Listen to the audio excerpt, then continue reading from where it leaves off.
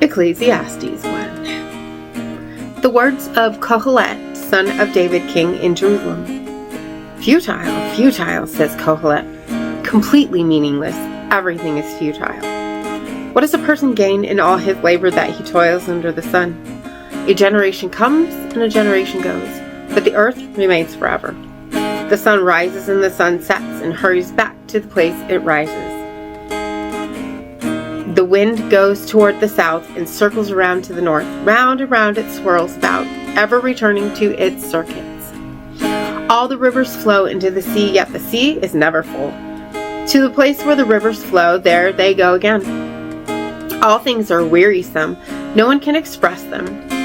The eye is never satisfied with seeing, nor the ear filled with hearing. What has been is what will be, and what has been done will be done again. There is nothing new under the sun.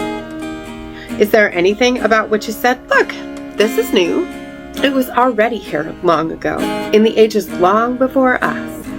There is no remembrance for former things, and things yet to come will not be remembered by those who follow. I, Kohelet, am king over Israel in Jerusalem. I applied my heart to seek and examine by wisdom all that is done under the sun. What a burdensome task God has given the sons of men to keep them occupied. I've seen all the deeds done under the sun, and behold, all is meaningless and chasing after the wind.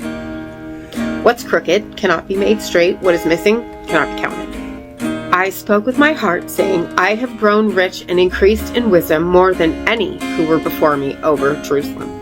Indeed, my heart has experienced much wisdom and knowledge. So I applied my heart to know wisdom, as well as to know madness and folly. I learned that this too was pursuit of the wind. For with much wisdom comes much grief, and whoever keeps increasing knowledge increases heartache. Ecclesiastes 2. I said within myself, Come now, I will test you with pleasure to see what is good. Yet behold, this too is meaningless. I said of laughter, it is madness, and of pleasure, what does it accomplish? I thought deeply about how to cheer my flesh with wine, letting my heart guide me with wisdom, and how to grasp folly so that I could see what was worthwhile for the sons of men to do under heaven during the few days of their lives. I increased my possessions, I built myself houses, and I planted myself vineyards. I made royal gardens and parks for myself and planted all kinds of fruit trees within them. I constructed for myself pools of water to irrigate a forest of flourishing trees. I purchased male and female servants and had other servants who were born in my house. I also owned more herds and flocks than all my predecessors in Jerusalem.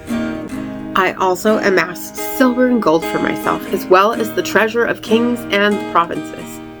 I acquired male and female singers for myself, as well as the luxuries of humankind, vaults and vaults of them. So I became far wealthier than all before me in Jerusalem, yet my wisdom stayed with me. I denied myself nothing that my eyes desired. I withheld from my heart no enjoyment. My heart took delight from all my toil. This was my reward for all my labor. Yet when I considered all that my hands had done and the toil I had expended to accomplish it, behold, it was all futile in chasing after the wind. There was nothing to be gained under the sun.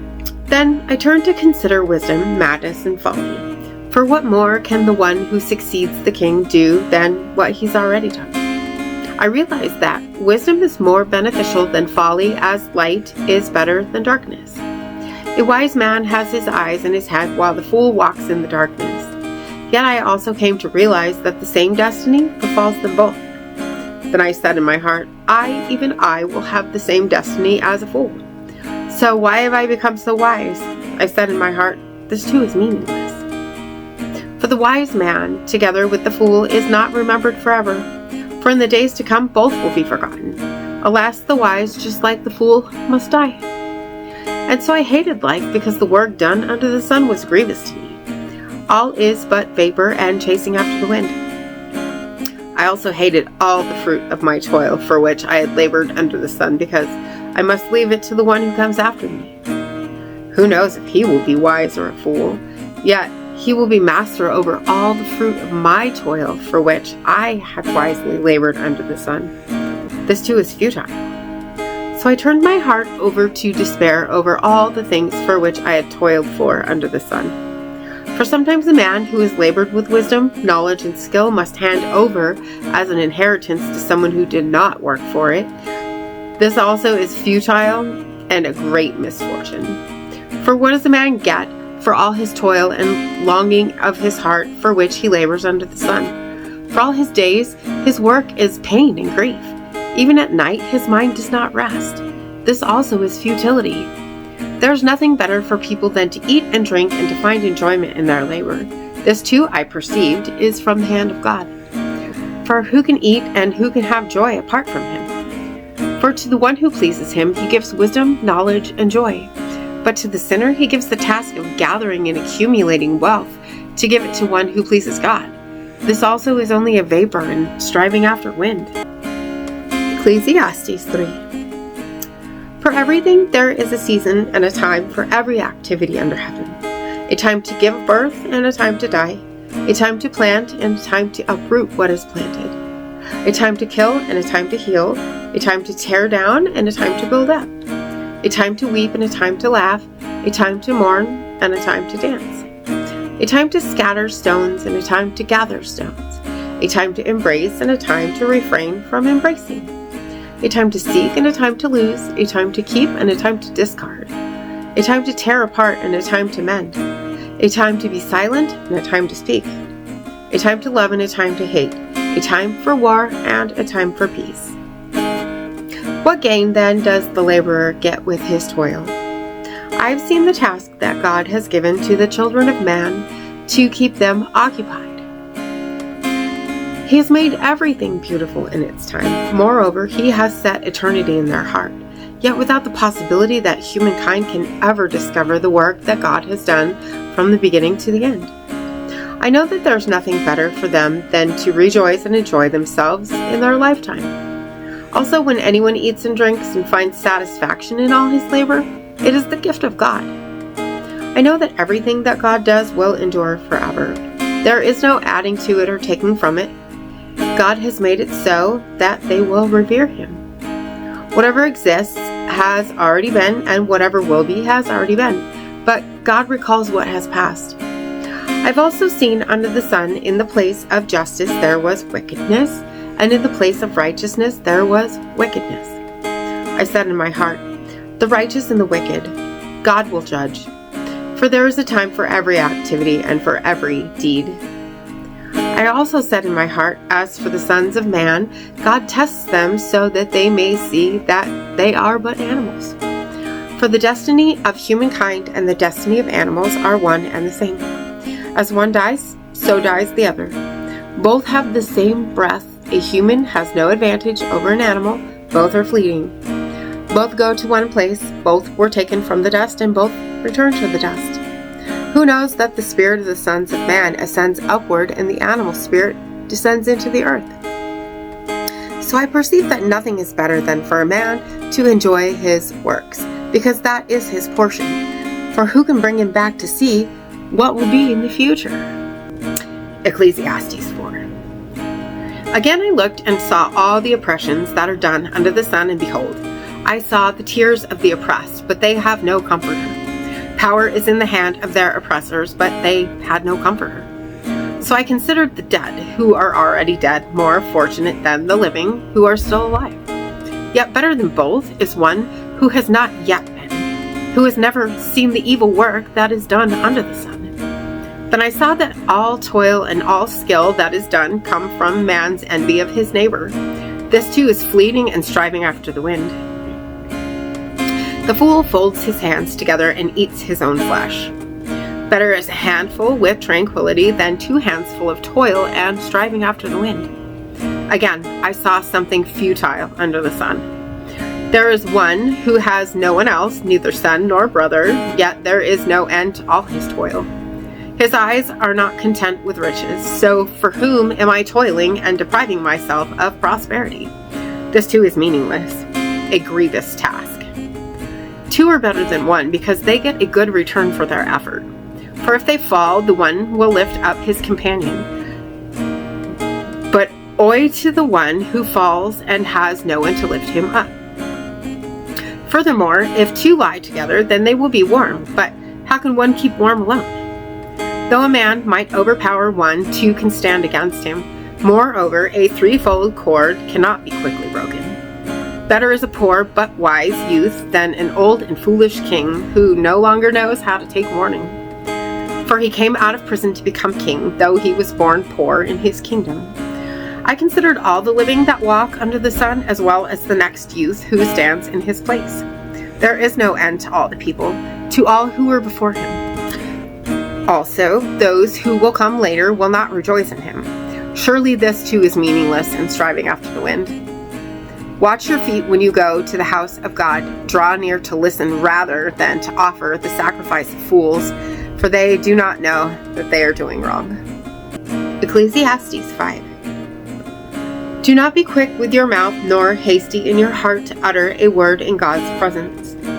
For God is in heaven, and you are on earth, therefore let your words be few.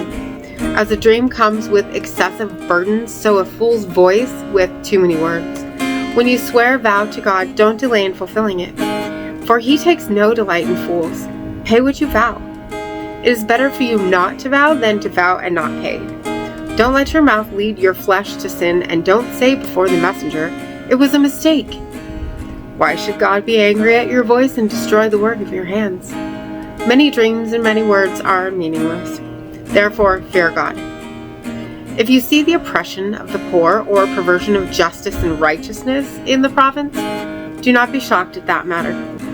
For one authority watches over another authority, and higher ones are over them.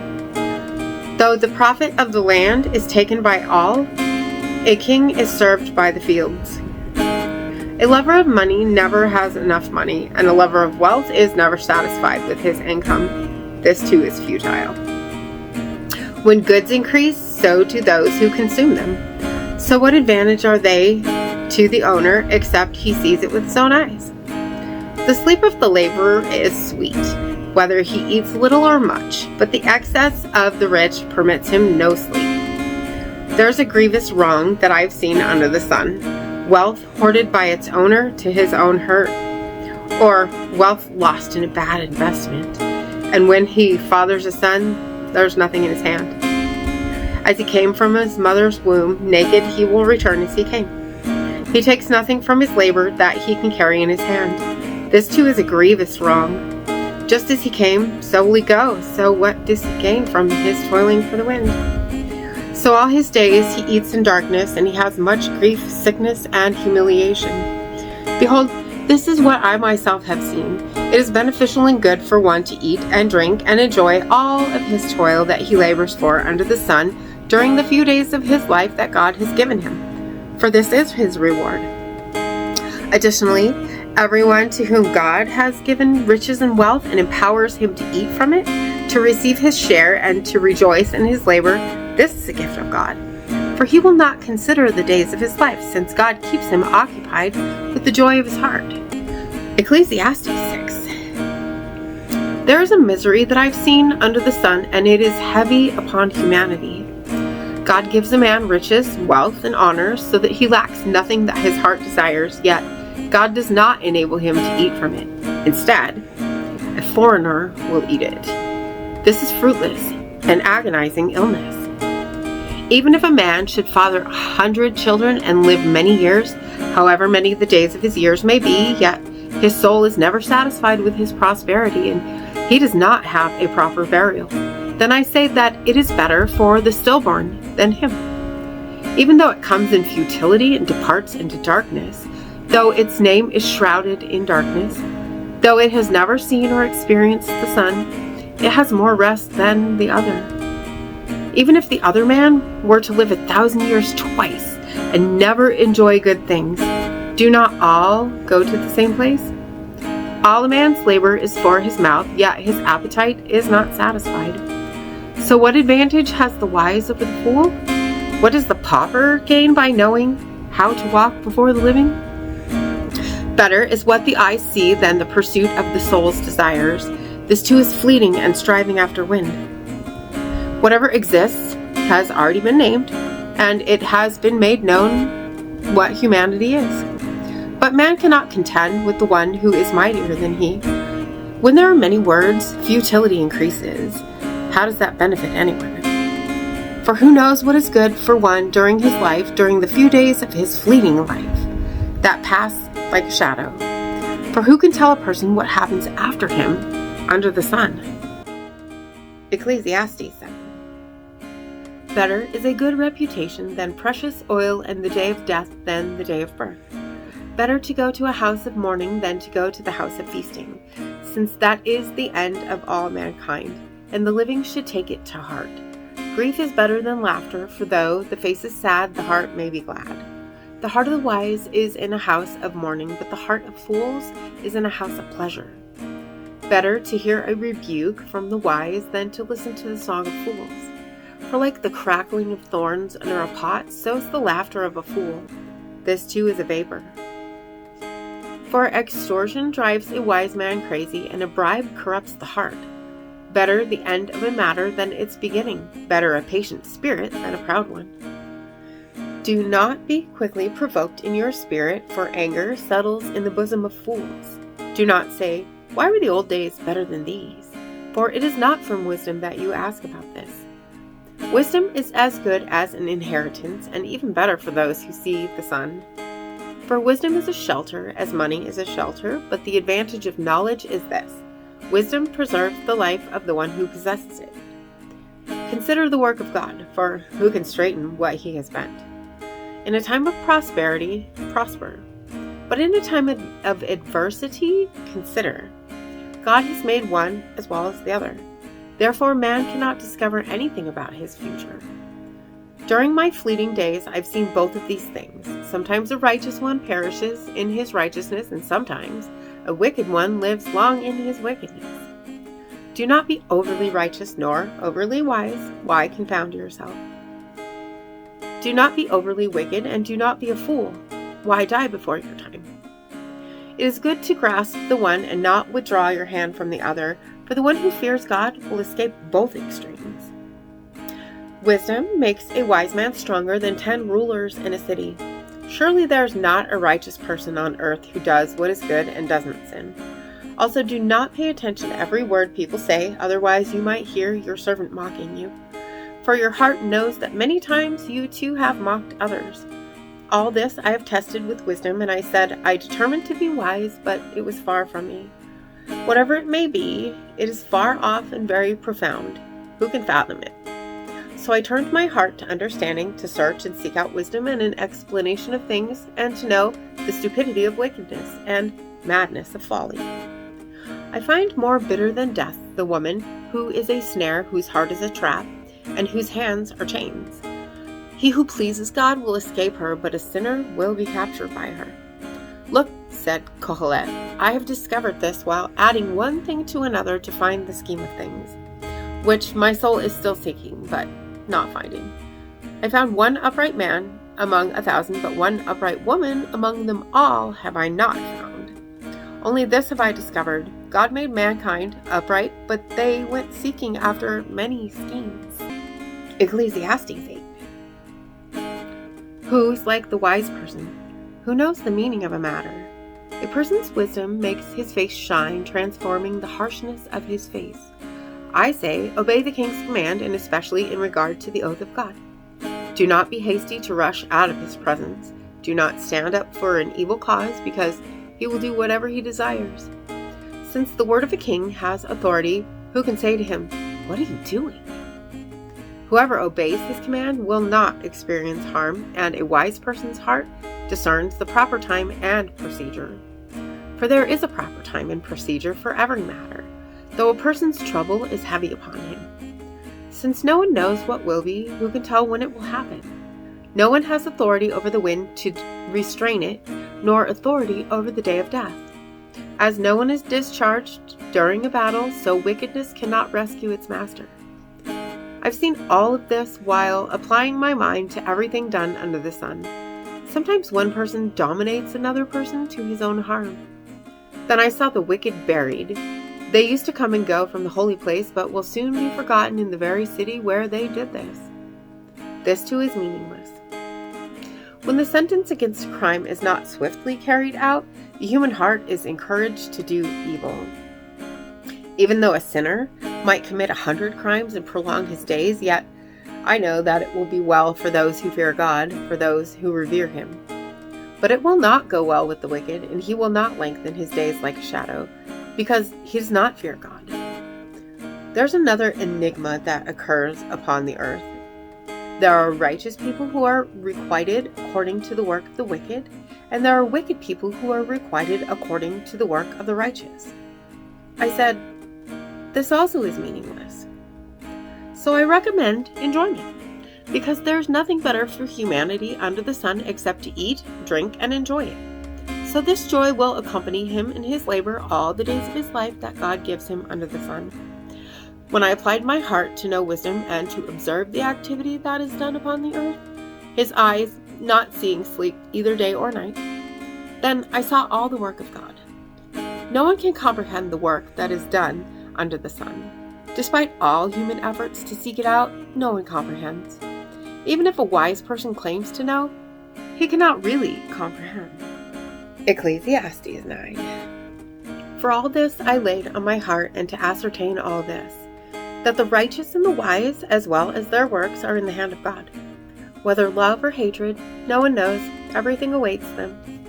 Everyone shares the same destiny, for the righteous and the wicked, for the good, the ritually clean and the defiled, for one who sacrifices and one who does not sacrifice, as the good person, so the sinner, as the one who swears like the one who fears an oath. This is a misery in everything done under the sun, that the same destiny awaits everyone. Moreover, the hearts of all humans are full of evil, and folly is in their hearts during their lives. After that they die.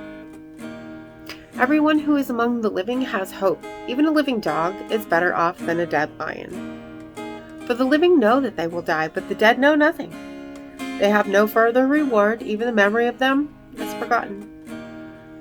Their love, their hatred, and their zeal have already perished. Never again will they have a share in anything that is done under the sun. Go, eat your bread with gladness and drink your wine with a merry heart, for God has already accepted your deeds. Let your clothes always be white, and do not spare oil on your head. Live joyously with the wife whom you love all the days of your fleeting life that he has given you under the sun during all your fleeting days.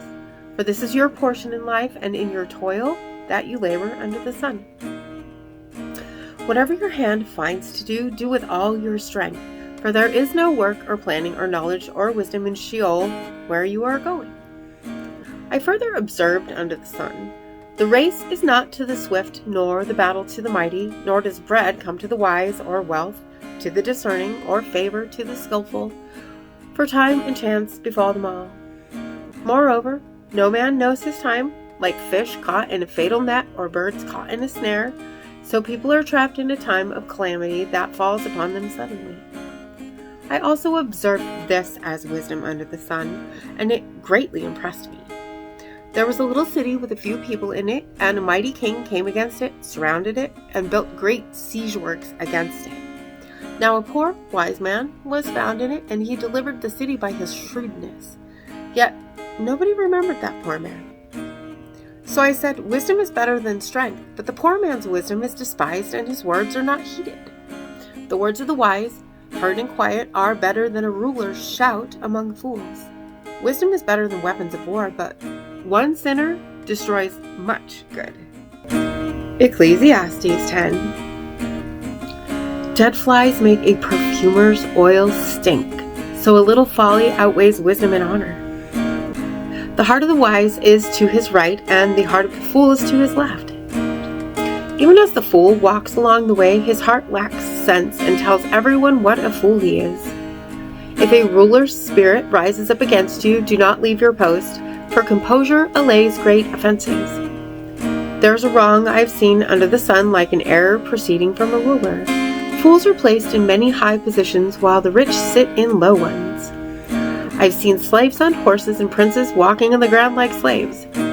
Whoever digs a pit may fall into it, and whoever breaks through a fence may be bitten by a snake. Whoever quarries stones may be hurt by them, and whoever splits logs may be endangered by them. If the iron axe is blunt and one doesn't sharpen the edge, then he must exert more force. So wisdom has the advantage of giving success. If the snake bites before it is charmed, there is no profit for the charmer.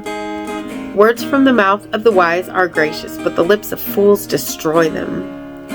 The words from his mouth begin as folly and end as grievous madness, and the fool multiplies words. No one knows what will happen, and who can tell him what will happen after him? The mischief of fools wearies them, for he doesn't know how to go to town. Woe to you, O land, when your king is a youth and your princes feast in the morning. Happy are you, O land, when your king is a son of nobles and your princes eat at the proper time, in self-control and not in drunkenness. By laziness, the rafters sag, and by idle hands, the house leaks. A feast is made for laughter, and wine makes life glad, but money is the answer for everything.